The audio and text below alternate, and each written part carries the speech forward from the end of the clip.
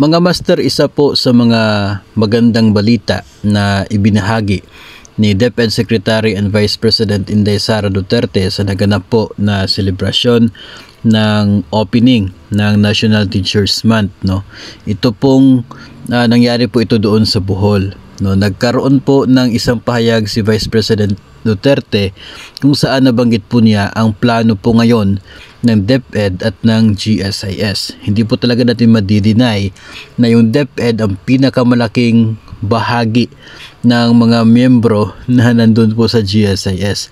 And yun pong plano, ayon sa Vice Presidente at DepEd Secretary, ay magkaroon ng parang isang special lane doon sa GSIS.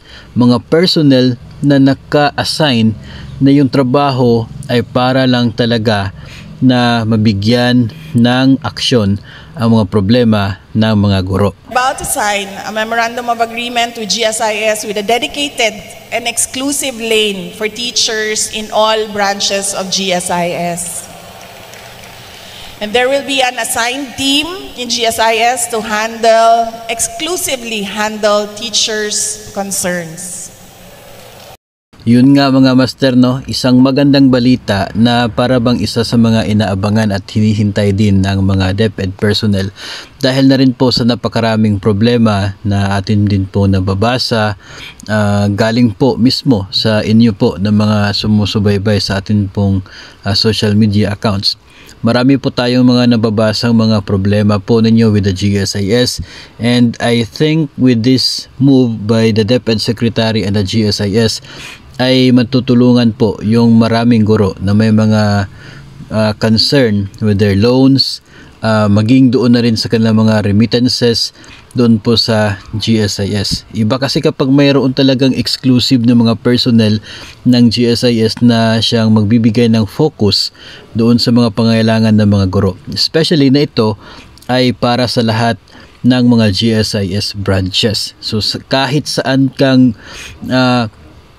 lupalop ng bansa, kung may GSIS branch, pwede kang magtanong doon, no? Mayroong personnel na naka-assign na siya talagang tututok doon sa problema ng mga guro. No? Wala pong other agencies na kanyang hahawakan, tanging DepEd lamang at problema lamang ng mga teachers and non-teaching personnel ng DepEd yung kanyang aasikasuhin. So maganda po ito, no, na ginawa ng DepEd. Sigurado naman talaga ay papayag si GSIS, no, kapag ito yung gugustuhin ng DepEd, kasi nga ayaw din naman ng GSIS na mawala sa kanila yung Department of Education.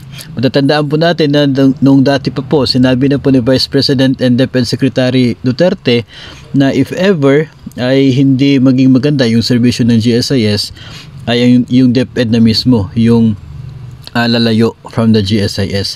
Although alam po natin na hindi naman po ganun kadali gawin dahil mayroong batas na nag-uutos ng mandatory membership na ng mga civilian personnel ng gobyerno dito sa GSIS, pero walang imposible, no? Pwede po mangyayari kung gugustuhin talaga. Pero this time, binigyan po yata ng DepEd ng chance si GSIS to redeem itself. So hopefully po ay maging lalabas yung MOA na yon, and maging effective talaga ito sa bawat branches ng GSIS. Pero sana po ay maglaan din ng time sana yung GSIS kahit Sabado. Kasi alam po natin sa ngayon, 'di ba, yung mga teachers ay hindi po pinapayagan na lalabas during class hours, 'di ba?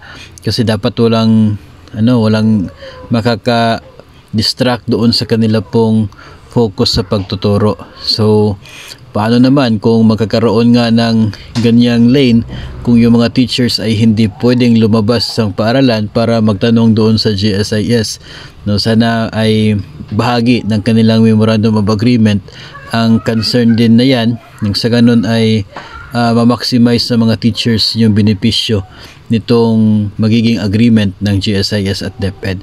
Kung sakali pong lalabas ang MOA na yan, ay sigurado naman po maging available ito para sa atin, and atin din pong titignan yung mga advantages at pwede pong magandang epekto nito for DepEd personnel, no, kapag available na po ito memorandum of agreement between DepEd and GSIS na nabanggit po ng atin pong Secretary ng DepEd na si Vice President Inday Sara Duterte.